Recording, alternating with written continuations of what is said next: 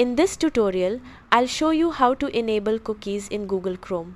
Enabling cookies allows websites to remember your preferences, keep you signed in, and provide a better browsing experience. First, open Google Chrome on your computer. Click the three-dot menu in the top right corner and select Settings.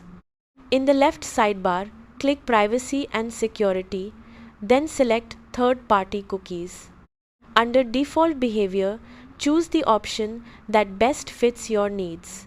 To allow cookies on most websites, select Allow Third-party cookies. If you prefer more privacy while still allowing most sites to work properly, you can choose Block Third-party cookies in Incognito. If a specific website isn't working because cookies are blocked, scroll down to the Sites Allowed to Use Third-Party Cookies section, click Add, enter the website address, and click Add again. Your changes are saved automatically, so there's no need to restart Chrome.